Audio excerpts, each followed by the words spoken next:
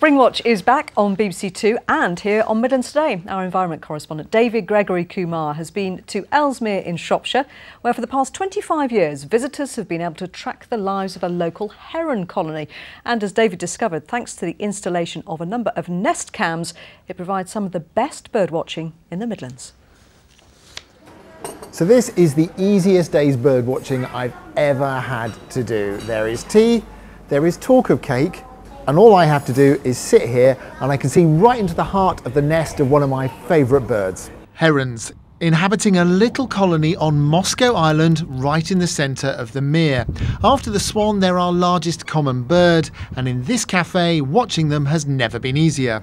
So this is Heron Watch. I think you've got more cameras than we have back at the studio. Well, we've got 5 cameras on, close-up cameras on nests on the island.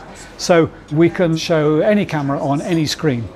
These cameras let us get right up to and even inside the nests, allowing us to watch the chicks hatch from pale blue eggs just a little bit larger than a chicken egg and grow in 8 weeks to around a metre tall. And as the chicks get bigger, feeding time turns into quite a lively event for the parents. Everyone knows herons eat fish, particularly from garden ponds, of course. Actually, they eat a lot more than that. They're eating frogs and snails, they eat worms, and they'll eat ducklings, they'll eat small mammals, so mice and voles. They're all on the menu. They're really not fussy. If it wriggles in water, they'll eat it. And the chicks will need a lot of food because they have a lot of growing to do. Herons can lay eggs as early as February, way ahead of other birds, to give their chicks the chance to grow to full size and learn to fend for themselves before winter arrives. And soon, this year's families will break up. The herons all go their separate ways.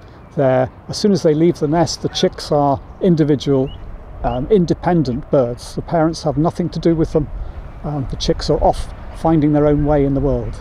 But they'll be back next year, the dominant males taking the best nests on the island, and their human fans will be back too. They treat it like a soap opera. How is it doing on nest 7? Has that last chick hatched yet? Has it? They want to know the latest snippet of news. Breeding numbers at this heronry were down after the harsh winter of 2 years ago, but 11 chicks this year is good news for the future of the island and its riveting little soap opera. And David joins us now from Birmingham with more bird news. David, fantastic pictures there of the herons, but I gather that you want our help. We do indeed. It's not just herons in Shropshire. We're on the lookout for peregrine falcons right across the Midlands this year. And that's why we're here at the University of Birmingham. With me is Stefan Bodner from peopleforperegrines.org. Stefan, first of all, why are we here at the University of Birmingham? Well, thank you, David. We've been watching a fantastic pair that are nesting on the clock tower here.